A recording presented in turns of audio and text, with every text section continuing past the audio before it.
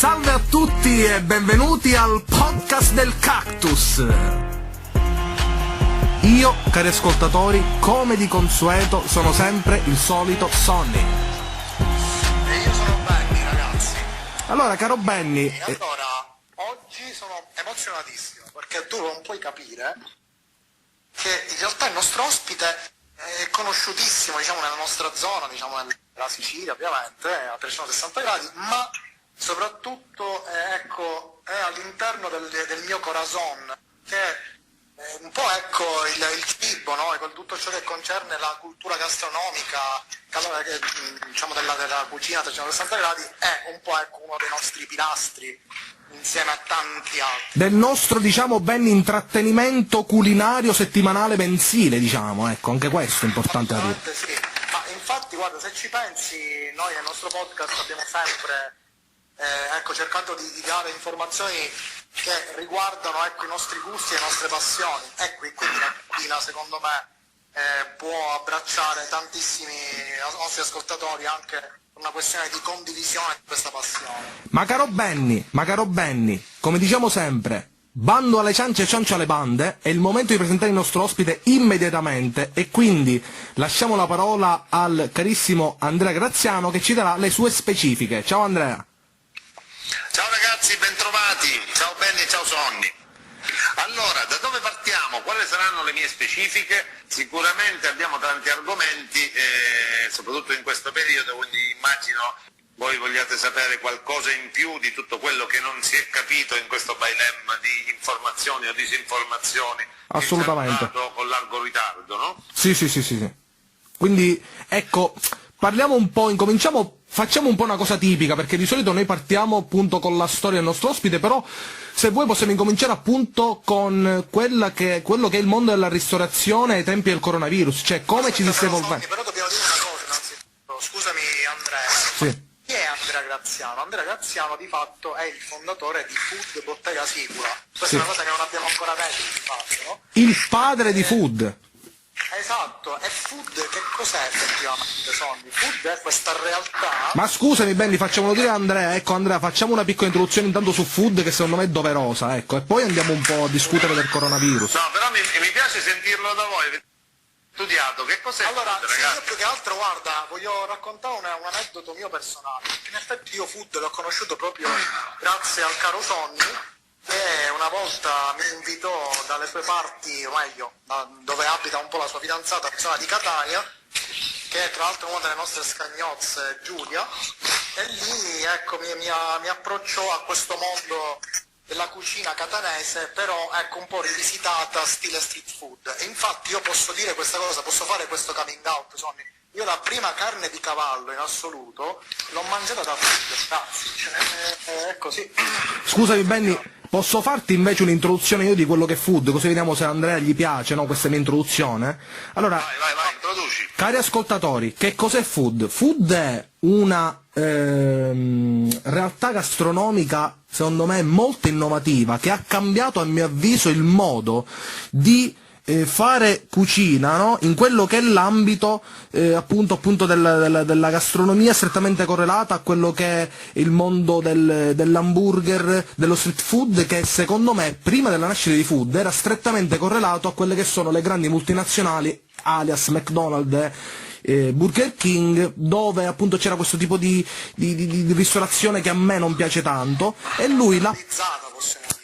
sì, una cosa veramente correlata. Se andate a vedere il film di McDonald's capite qual è stata l'evoluzione di questa realtà, che ha portato quindi anche a una realtà di massa che a me personalmente non fa impazzire, e lui è stato uno dei primi che ha portato appunto il mondo anche appunto dello street food, dell'hamburger, a un livello successivo, facendo un mix concettuale tra quello che è appunto questo tipo di alimentazione, di gastronomia tipicamente americana, però con un forte legame con la Sicilia, con i prodotti autentici della nostra terra che sono incredibili, ma non è solo un posto appunto dove andare a passare quell'oretta, dove andare a mangiare, appunto a nutrirsi, no? Ma anche una realtà concettuale che ti coccola, un'esperienza che parte, secondo me, appunto dal momento in cui viene accolto, che per me Andrea, è fondamentale, cioè non è che io vado a mangiare solo per veramente ingozzarmi, mangio una cosa X e me ne vado, ma io da quando appunto metto piede dentro, in questo caso, nel vostro caso già da fuori, voglio essere proprio coccolato, voglio essere, come si dice a Catania, cunottato, cari ragazzi, quindi tu entri lì e già hai un'accoglienza incredibile e ti trovi in una realtà... Grazie veramente, le vostre parole sono lusinghiere. Ma non è così, Andrea? Possiamo anche semplificare la cosa, allora non facciamo burocrazia e andiamo al sodo. Vai tu. Quello che per me Food è un posto dove proviamo a fare delle cose e a farle bene. Sì. Questo non è detto che sempre ci riusciamo, ma almeno ci proviamo. Non parlo solo di cibo, come ben dicevi tu, perché ovviamente il focus di questo progetto sono le eccellenze del nostro territorio, sono l'alta qualità che per noi deve essere per tutti, quindi fruibile, però in generale, come sapete, parlando anche, visto che avete parlato di esperienza, cerchiamo di fare tanto là dentro, quindi cerchiamo di lanciare un messaggio anche nelle varie cose che facciamo, oltre ovviamente a essere un contenitore ricco di cose buone prese in lungo e in largo per la nostra terra. Però anche un po' in largo, diciamo. Anche in largo, infatti ho avuto un lapsus freudiano realmente, e quindi cerchiamo di semplificare il tutto, quindi proviamo a fare delle cose buone. Come detto, certe volte non ci riusciamo, certe altre ci riconoscono che riusciamo a fare bene quello che è il nostro lavoro e arrivare al nostro obiettivo. Quindi di fatto da un po' di anni siamo, come sapete, prima a Catania, poi a Palermo, poi abbiamo aperto i vari spin-off sia a Catania che a Palermo, siamo arrivati a Milano, abbiamo diversi nuovi progetti, anche per ora se per ora alcuni sono in stand-by, però diciamo non abbiamo inventato niente, realmente abbiamo preso qualcosa che c'era, abbiamo provato a farla bene e a metterci le risorse di cui siamo pieni nel territorio siciliano.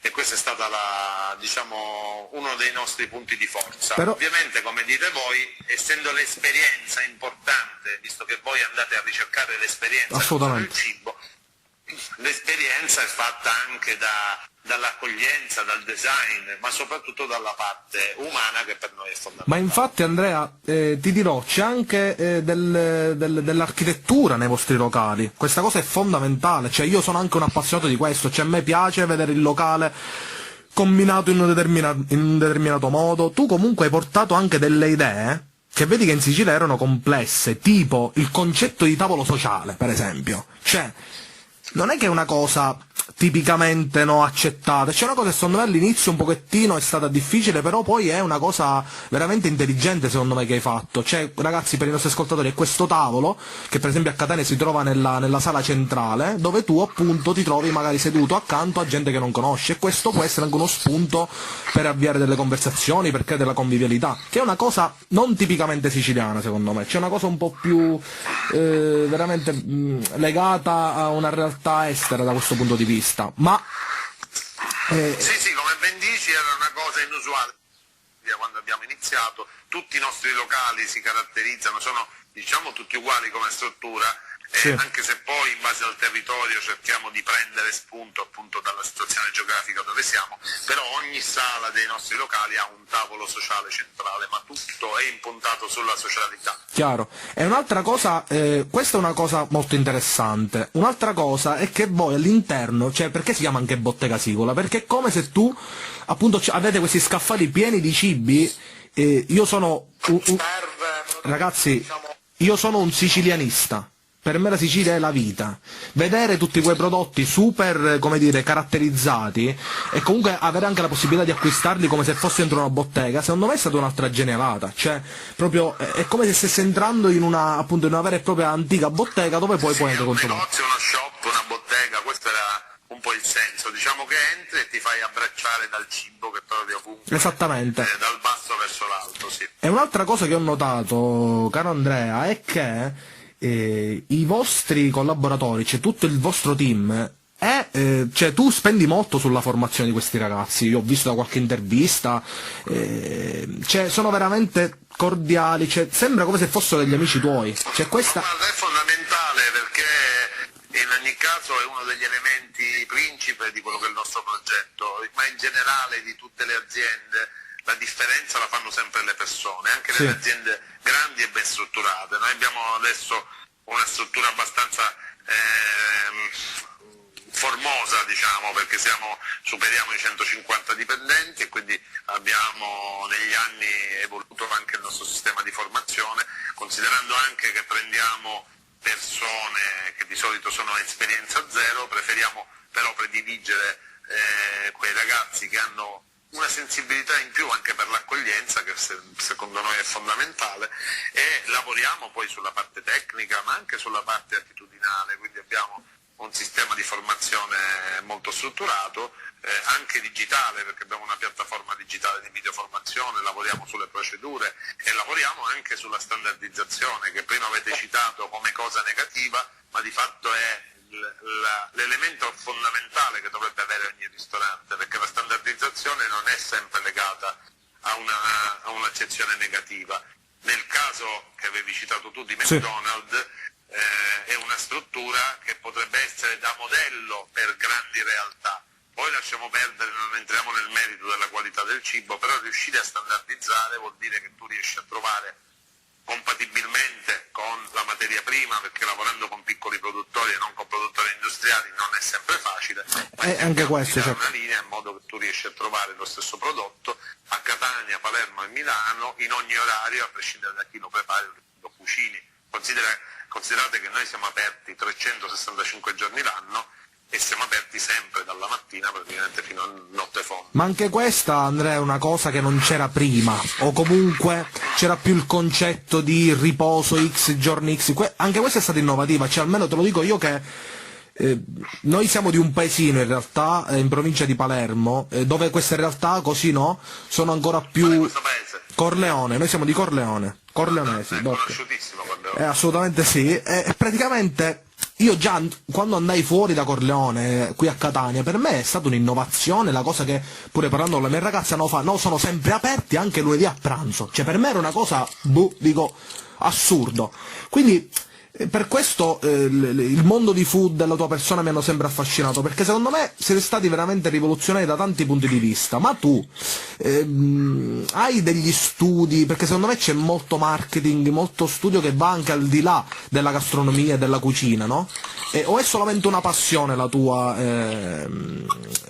una mentalità? Ho una grande curiosità, i miei studi sono completamente diversi da quello che voi potete immaginare, nel senso che a stento riuscito a diplomarmi con il minimo dei voti in ragioneria, quindi sono tecnicamente ragioniere, però sono molto curioso, ho viaggiato tanto, ho girato tanto, ho fatto tanti lavori prima di arrivare a quello che era il mio sogno, cioè quello di fare prima il cuoco e poi sono diventato, mio malgrado, diciamo, imprenditore della ristorazione, però la cucina è sempre stata una mia passione e quando fai tante cose e magari riesci a farne anche alcune discretamente bene, secondo me è importante anche comunicarlo, quindi una mia passione è riuscire a comunicare le cose che fai. Tanto la cosa fondamentale è fare delle cose bene, fare delle cose belle, se poi le comunichi è un valore aggiunto, perché magari dai dei messaggi e crei anche uno spirito di emulazione che fa sì che magari qualcuno ti segue e possa fare delle cose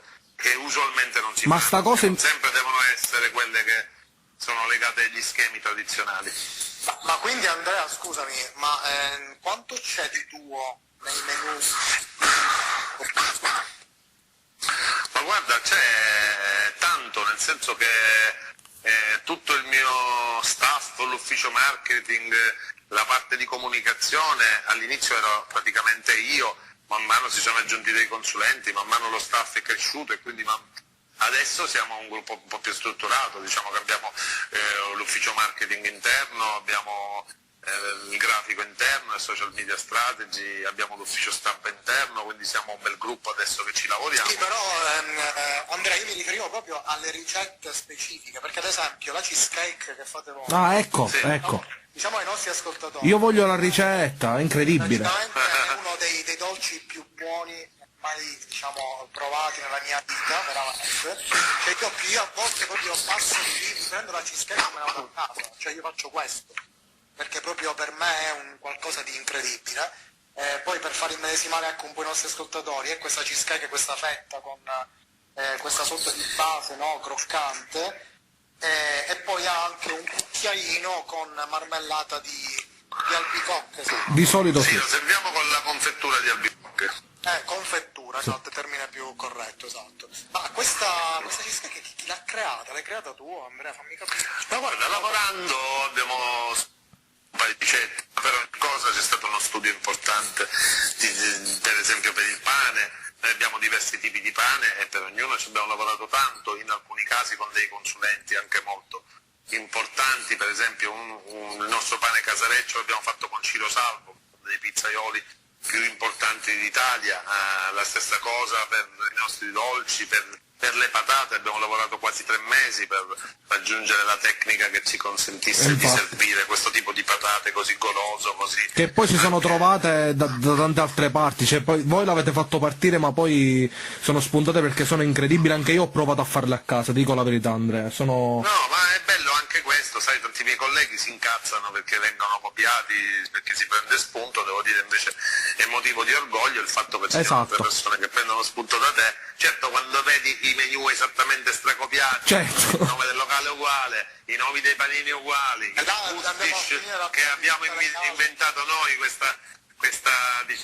nostra lingua, lo vedi spiattellato in maniera, nelle maniere più disparate, magari dici, vabbè, quanto sarebbe bello magari prendere spunto ma non copiare bruscamente, perché alla fine, siccome siamo anche tanto conosciuti, diciamo, se prendi spunto puoi prendere delle belle idee, come io faccio sempre girando per qualsiasi tipo di locale, di qualsiasi livello, dal chiosco sulla spiaggia al locale stellato, però diciamo, se copi spudoratamente una cosa, soprattutto visto che siamo molto conosciuti, sarai sempre quello che ha copiato Food, e diciamo che chi arriva secondo è sempre un po'... Esatto. no, non è come che arriva prima. Ma infatti che dice l'avvocato? Benny, stai dicendo una cosa riguardo proprio dal punto di vista legale? Andiamo a finire al plagio vero e proprio, c'è là poi tutto, c'è un problema di copyright, no? Ma sai, in Italia è sempre relativo, noi all'inizio tutto nell'inesperienza, perché anche gestire il successo non è facile, tutto all'inizio mandavamo lettere dagli avvocati a tutti, abbiamo fatto levare un po' di insegne, invece alla fine ci abbiamo ironizzato e anzi ci siamo divertiti a raccontare le varie cose in giro per l'Italia ma anche all'estero, e quindi abbiamo fatto una rubrica che si chiama Food Copy, dove pubblichiamo tutte le copiature che ci sono in giro, e ce ne sono veramente tante, tra l'altro i nostri supporter, i nostri follower ce le mandano incavolati, si incazzano, gli scrivono, li insultano, noi invece di solito gli diamo l'in bocca al lupo alle nuove realtà, ironizzando sul fatto che alcune cose sono copiate spudoratamente. Esatto. Allora Andrea, io ti volevo chiedere una cosa, perché allora ricordiamo ai nostri ascoltatori che allora voi siete partiti da Catania, creando poi questa realtà parallela a fronte alla vostra bottega principale che è appunto Food Off, ma poi vi siete anche espansi verso Palermo, quindi verso la nostra realtà, e qui anche avete, immagino, avuto i primi riscontri positivi, perché chiaramente anche i palermitani stessi già conoscevano questo grazie a Catania, e poi vi siete espansi fino a Milano. Però una particolarità, perché io ricordo proprio le origini del distaccamento, no, della filiale di Palermo, proprio di quando avete aperto proprio mi ricordo che avevate un fuorimenù, anzi 2 fuorimenù, che erano la rivisitazione del panino con le panelle. Sì. Panella bread. Tutto questo panino con Allora, il panel bread, che devi sapere che poi è entrato in linea adesso stabilmente nei menu anche di Catania e di Milano, che è con la mortadella d'asino, le panelle, il limone e il pepe nero. E poi c'era il Meusa Burger, che però noi l'abbiamo dovuto solo per un periodo, perché abbiamo scoperto che i palermitani non amano il pane con la meusa, mentre chi viene da fuori magari va a provare il pane con la meusa. Questa cosa è incredibile, però è incredibile. Sì. Guarda, ti dico che a me è capitato di portare dei palermitani a mangiare per la prima volta il pane con la meusa. Io da catanese lo immagino. Esatto, ma Benny, ora secondo me è arrivato proprio il momento invece di introdurci a quello che, per capire un po' come si sta regolando anche Andrea con questa emergenza, cioè l'impatto, no, del carissimo Covid-19 e come ci si sta muovendo, che cosa sta succedendo un po' nell'ambito della ristorazione, Andrea. No, ma guardate, l'impatto è stato ovviamente fortissimo, noi non avevamo mai chiuso neanche per mezza giornata, chiudere per quasi 3 mesi è stato un impatto forte sotto tutti i punti di vista. Ovviamente l'aspetto economico è stato grossissimo, con delle perdite di fatturato enormi in tutte le nostre botteghe. Considerate che appunto abbiamo di fronte a Food a Catania c'è quello che prima era Food Off, che adesso da un mese prima della criticità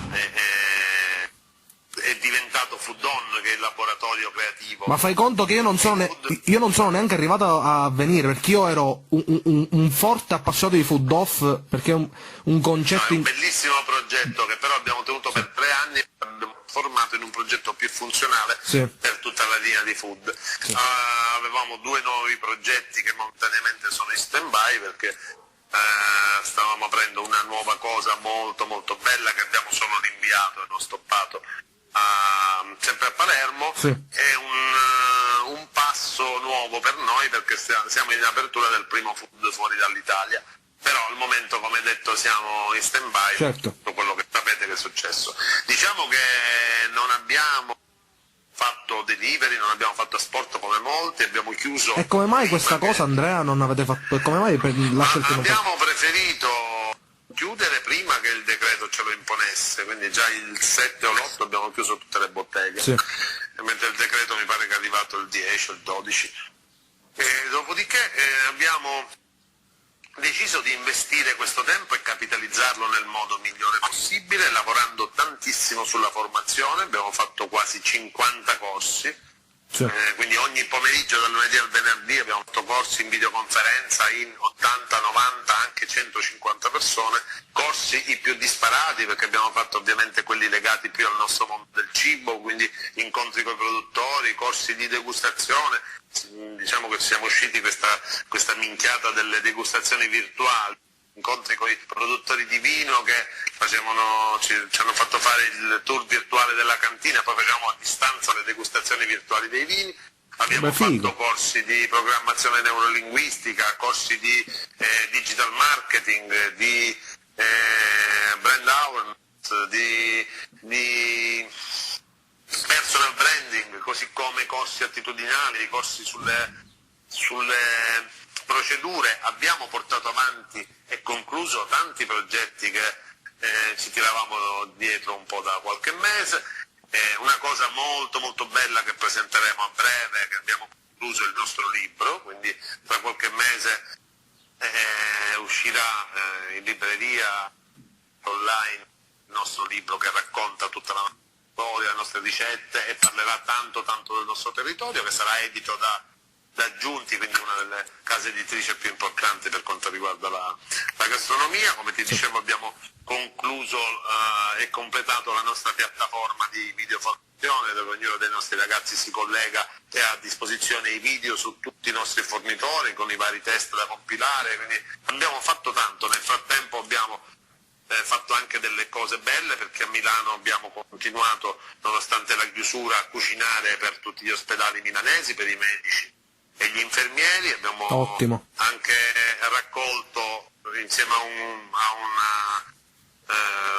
un'associazione neoistituita di ristoratori milanesi, abbiamo 100.000 euro che abbiamo donato alla Croce Rossa, all'Empals e a un ospedale milanese. Abbiamo partecipato in qualche modo, seppur in piccolo, a delle belle cose anche a Palermo. Per esempio, avrete saputo che è stato bruciato il Parco della Salute, diciamo che abbiamo dato una donazione per la ricostruzione, abbiamo contattato i responsabili della Onlus dopo l'incendio, abbiamo partecipato alla ricostruzione di questa bellissima realtà che c'è di fronte al mare lì in centro a Palermo. Nel frattempo abbiamo trovato il tempo anche di cantare tutti assieme, perché abbiamo cantato una canzone assieme, dedicandola un po' alle grandi persone e ai sacrifici che hanno fatto in questo periodo. Abbiamo chiamato un cantautore palermitano che ha scritto una canzone per noi, l'abbiamo cantata grazie anche all'aiuto di una casa discografica che ci ha aiutato a sincronizzare le varie bocche, cantare in chat 25 con il gruppo musicale che cantava. Insomma, non era semplice questa cosa. e abbiamo un po' come tanti ci siamo buttati un po' a fare delle dirette, non solo per cazzeggiare ma anche per dare delle informazioni in un periodo dove c'è tanta confusione, c'è bisogno anche di un po' di chiarezza. Nel nostro piccolo abbiamo ospitato grandissimi personaggi nelle nostre Food Live Chat, da Oscar Farinetti di Italy fino a Peppe Palmieri, che è il sommelier dell'Osteria Francescana di Marco Bottura, quindi uno dei ristoranti più importanti al mondo, così come tanti altri. Fino a qualche giorno fa abbiamo ospitato Fulvio Zendrini, grandissima, ma anche tanti grandi chef, tanti giornalisti, tanti imprenditori della ristorazione. Fra una battuta e l'altra hanno un po' chiarito le cose, infatti abbiamo un seguito molto specializzato di ristoratori, di chef, di giornalisti, Infatti, di settore, quindi abbiamo fatto tanto, insomma. Infatti Andrea, ecco, da questo punto di vista posso dire che sul versante Food Live Chat siamo una sorta di colleghi, perché come dicevamo nel briefing, appunto è una sorta di podcast, se così possiamo dire, perché il podcast non è altro che una trasmissione dove si chiacchiera, no, riguardo vari argomenti, che tu trasmetti anche sulle pagine Facebook, si può trovare, giusto, su Instagram, no? Sì, noi siamo sempre in diretta su Facebook, su YouTube, su LinkedIn, e poi in differita lo mandiamo sulla nostra pagina Instagram. Chiaro, è come appunto un progetto, appunto. Diciamo un appuntamento dove un appuntamento, chiaro, un po'. proviamo a dire la nostra. Che al momento lo facciamo 2 volte a settimana, dalla settimana prossima, quando poi riapriremo, inizieremo a essere in diretta solo il lunedì. Ah, ecco, quindi questo ti volevo chiedere, quindi la riapertura per la prossima settimana, quindi Ma guarda, se tutto va bene, a fine della settimana prossima riapriremo. Abbiamo fatto un lavoro veramente importante per far sì che ognuno dei nostri locali fosse il massimo della sicurezza, prima di tutto per il nostro staff, e ovviamente per darci la possibilità di dare tanta e tanta sicurezza e serenità alla gente che ci viene a trovare. Ma hai visto Abbiamo centinaia di persone che ci scrivono, a cui manchiamo e che non vedono l'ora. Ma hai visto, Graziano, infatti le cose quelle cose, quei meme anche sono usciti sul plexiglass da inserire? Sì, Cioè, diciamo questa è stata una cazzata. Hanno tirato fuori alcuni giornalisti per fare qualche like in più, però diciamo non ci servivano spacciatori di ansie, diciamo che ce n'erano già abbastanza. esatto. Gente che buttava acqua sul fuoco, non ne serviva, va. Esatto, quindi ragazzi, come ben avete ascoltato anche dalle parole di Andrea, la realtà di Food è una realtà concettuale a 360 gradi, quindi il bello è quello che mi affascina di questa attività, è che secondo me è un concetto, no? Un'idea che può essere applicabile a tutti i tipi di attività imprenditoriali, no? È quello di cercare di evitare, di focalizzarsi e di fossilizzarsi solamente in quello che è l'attività principale, in questo caso la ristorazione, ma sempre di cercare di ampliare la propria mente, di inserirsi in vari settori e lavorare su più fronti possibili, che è quello che fate voi. Anche per questo sono contento appunto di averti ospitato e di aver fatto questa puntata, perché secondo me è uno spunto per tutti quelli che hanno una qualsiasi attività imprenditoriale, cioè cercare sempre di aprire la mente e di inserirsi e attivarsi, appunto essere poi degli attivisti in tutti i sensi. È quello che alla fine dal racconto che ci hai fatto, no, di quello che è stato questo periodo, che da un potenziale periodo appunto improduttivo è diventato poi alla fine fortemente produttivo, Andrea, perché comunque come dici tu, magari sono delle cose che vi portavate dietro da tanto tempo, che magari col lavoro non si riusciva a realizzare, però con questo blocco, con questa quarantena forzata, poi alla fine bisogna cercare sempre di vedere il bicchiere mezzo pieno e cercare di sfruttare al meglio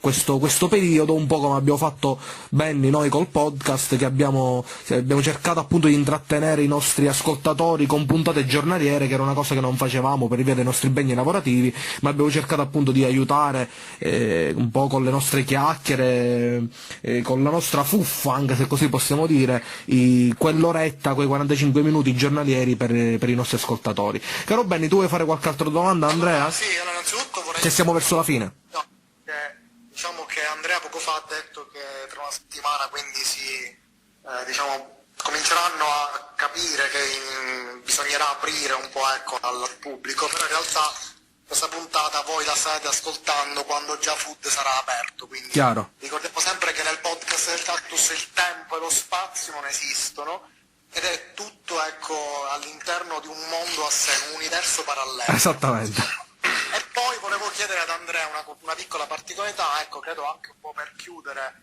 il cerchio, perché io ho fatto comunque domande più legate all'ambito proprio del cibo, perché per me Food veramente rappresenta ecco, una parte importante di quella che è la mia esperienza nel mondo gastronomico, perché io amo tantissimo il cibo e la cucina e voi ascoltatori lo sapete benissimo.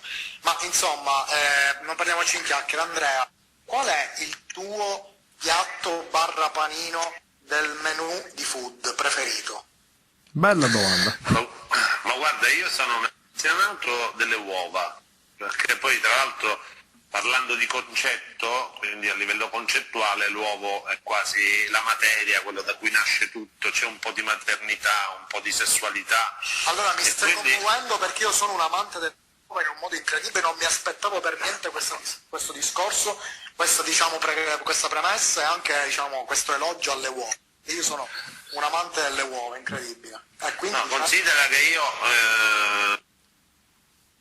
fondamentali nella mia giornata, la mia colazione di ogni giorno, che ogni giorno mangio la mia seconda colazione, perché io faccio 2 colazioni svegliandomi anche molto come presto. gli Hobbit, insomma, un po' come gli Hobbit. Bravissimo, quindi faccio la mia prima colazione che è più light, poi faccio allenamento e la seconda colazione è fatta almeno da 2 uova, per cui diciamo ogni giorno mangio 2 uova, non ho avuto mai problemi di colesterolo, non ce l'ho neanche ora, perché poi dipende anche dove prendi le uova.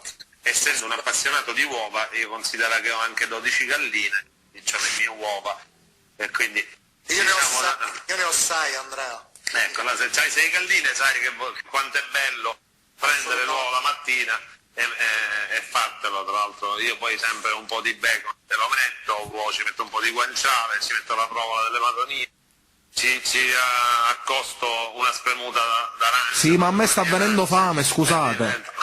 Ma che c'è? Questo è un English breakfast o Sicilian breakfast, quindi siamo fuori orario, questo è l'orario, diciamo, dell'aperitivo, sì, per noi, nel momento in cui stiamo registrando. Quindi Andrea, scusami, quindi tu stavi dicendo il leg burger, velatamente? Bravissimo. Che è quello che prendo io. Pure io, ma lo volevo fare dire ad Andrea. Ma è quello che prendo io, ragazzi, sempre, ovviamente, non è che... Allora, se sei un appassionato di egg burger, anche se non c'è tempo e spazio, a breve vedrai, proprio il giorno prima della nostra apertura, abbiamo fatto un omaggio a questo egg burger, nel senso che per raccontare la nostra riapertura abbiamo cucinato il mio panino preferito, quindi lo vedrai in una versione diversa, bella, vedrai tutte le preparazioni.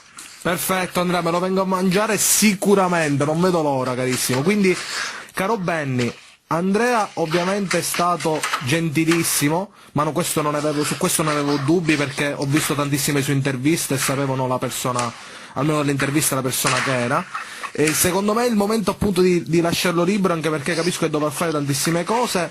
Lo ringrazio veramente per la sua disponibilità, per questa chiacchierata su quello che è il mondo della cucina, che, come diceva Benny, per noi è sacro, che per noi è assolutamente sacro. E quindi niente, Andrea, ti salutiamo e ti ringraziamo per questa chiacchierata. Ragazzi, grazie a voi di questo spazio che mi avete. In bocca al lupo per tutto quello che fate e per questo fantastico podcast del Cactus, e ci vediamo sicuramente, spero prestissimo, in uno dei food, e magari davanti all'egg burger e un bicchiere di vino. Grazie, e alla cheesecake. Grazie Andrea, ci sentiamo presto, mi raccomando, ascoltate sempre il podcast del Cactus.